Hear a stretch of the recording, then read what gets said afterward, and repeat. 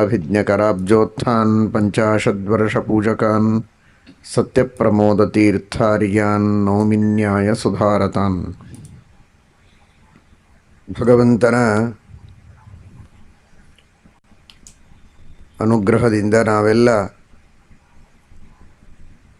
ವಿಷದ ಬಾಧೆಯನ್ನು ಪರಿಹಾರ ಮಾಡಿಕೊಳ್ಳಬೇಕು.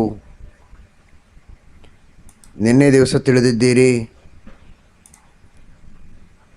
ನಾವೆಲ್ಲ ವಿಷಾದರಾಗಿದ್ದೇವೆ. ನಾನಾ ವಿಧವಾದ ಐಹಿಕ ವಿಷಯಗಳೆಂಬ ವಿಷವನ್ನು ಭಕ್ಷಣೆ ಮಾಡುವವರಾಗಿದ್ದೇವೆ. ಈ ಸಂಸಾರದ ವಿಷಯಗಳೆಂಬ ವಿಷವನ್ನು ಭಕ್ಷಣೆ ಮಾಡುವ ನಮಗೆ ಆ ವಿಷದ ಬಾಧೆಯಾಗದಂತೆ ಭಗವಂತನ ಅನುಗ್ರಹದಿಂದ ಮೋಕ್ಷದ ಮಾರ್ಗದಲ್ಲಿ ಮುಂದೆ ಸಾಗುವಂತೆ ಆಗಬೇಕಾಗಿದ್ದರೆ ಆ ಭಗವಂತನ ವಿಶೇಷವಾದಂತಹ ಸ್ಮರಣೆ ಬೇಕು. ಹಿಂದೆ ಕಾಲಕೂಟ ವಿಷ, ಸಮುದ್ರ ಮಥನ ಕಾಲದಲ್ಲಿ ಬಂದಂತಹ ಹಾಲಾಹಲ ವಿಷ ಕಾಲಕೂಟ ವಿಷ ಅಂತ ಪ್ರಸಿದ್ಧವಾದದ್ದು. ಆ ವಿಷದ ಗಾಳಿ ತಾಕಿದರೇನೆ ಬದುಕುವುದು ಕಷ್ಟ. ಅಂತಹ ವಿಷ, ಅಂತಹ ವಿಷವನ್ನು ವಾಯುದೇವರು ಪಾನ ಮಾಡಿದ್ದಾರೆ. ರುದ್ರದೇವರು ಆ ವಿಷವನ್ನು ಪಾನ ಮಾಡಬೇಕು ಅಂತ ಅಪೇಕ್ಷೆ ಪಟ್ಟಾಗ ಆ ವಿಷದ ಬಾಧೆಯಾಗಬಾರದು ಅನ್ನುವುದಕ್ಕೆ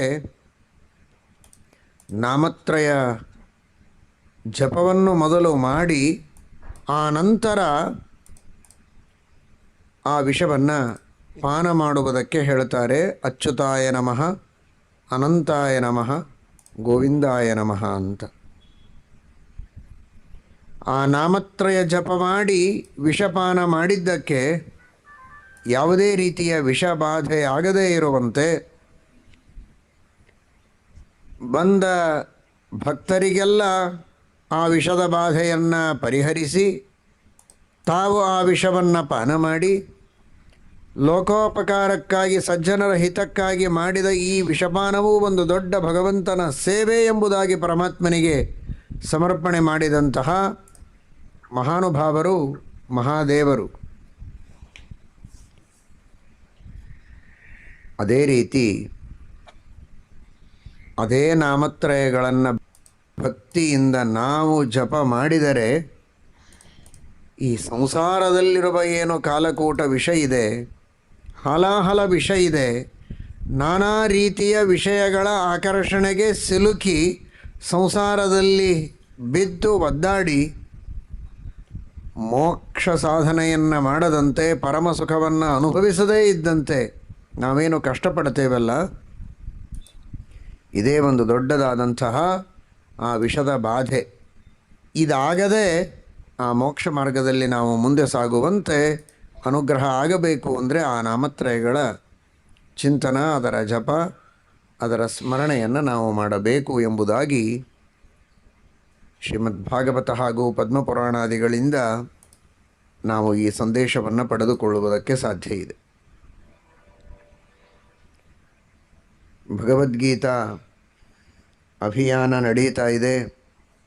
ಶ್ರೀಮದ್ ಭಗವದ್ಗೀತೆಯ ಪ್ರವಚನ ಕಾರ್ಯಕ್ರಮ ಎಲ್ಲ ಊರುಗಳಲ್ಲಿ ಶ್ರೀಕೃಷ್ಣ ಪರಮಾತ್ಮನ, ಶ್ರೀಮದ್ ಆಚಾರ್ಯರ, ಟೀಕಾಕೃತ್ಪಾದರ ಎಲ್ಲ ಗುರುಗಳ ಪ್ರೀತಿಗಾಗಿ ಆ ಒಂದು ಕಾರ್ಯ ನಡೀತಾ ಇದೆ. ಈ ನಾಮತ್ರಯಗಳು ಶ್ರೀಮದ್ ಭಗವದ್ಗೀತೆಯಲ್ಲಿಯೂ ಬಂದಿವೆ. ಸೇನಯೋರುಭಯೋರ್ಮಧ್ಯೆ ರಥಂ ಸ್ಥಾಪಯ ಮೇಚ್ಯುತ. ಅಚ್ಯುತ ಎಂಬುದಾಗಿ ಶ್ರೀಕೃಷ್ಣ ಪರಮಾತ್ಮನನ್ನು ಅರ್ಜುನ ಸಂಬೋಧನೆ ಮಾಡಿದ್ದಾನೆ. ಕಿನ್ನೋ ರಾಜ್ಯೇನ ಗೋವಿಂದ ಕಿಂಭೋಗೈರ್ಜೀವಿತೇನವಾ.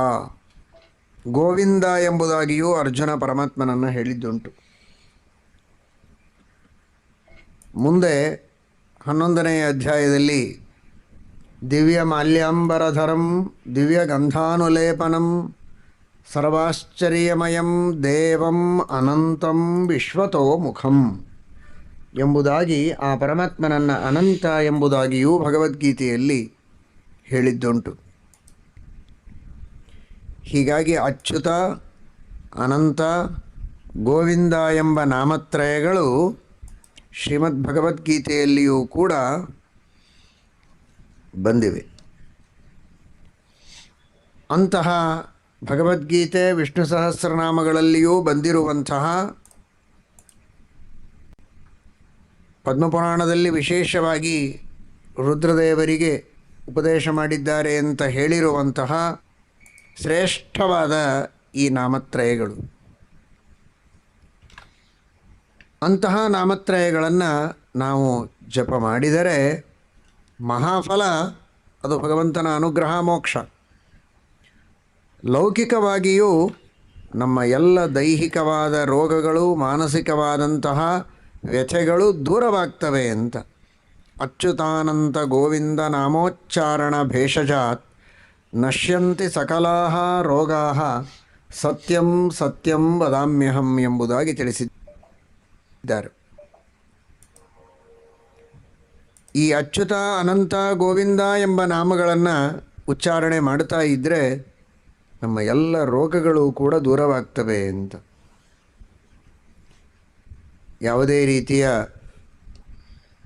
ದೈಹಿಕವಾದ ಅಸ್ವಾಸ್ಥ್ಯ, ಜ್ವರ ಮೊದಲಾದಂತಹ ನಾನಾ ವಿಧವಾದ ವ್ಯಾಧಿಗಳು ಏನಾದರೂ ಬಂದಿದ್ದರೂ ಕೂಡ, ತಲೆಶೂಲೆ, ಹೊಟ್ಟೆಶೂಲೆ, ಏನೇನೋ ಇರುತ್ತೆ ವ್ಯಾಧಿಗಳು, ಒಂದು ರೀತಿಯಲ್ಲ. ಅಂತಹ ಆದಿಗಳೋ ವ್ಯಾಧಿಗಳೋ, ಮಾನಸಿಕವಾದಂತಹ ರೋಗ ಆದರೆ ಅಥವಾ ವ್ಯಥೆಯಾದರೆ ಅದಕ್ಕೆ ಆಧಿ ಅಂತ, ದೈಹಿಕವಾದಂತಹ ರೋಗ ಇದ್ದರೆ ಅದು ವ್ಯಾಧಿ ಅಂತ.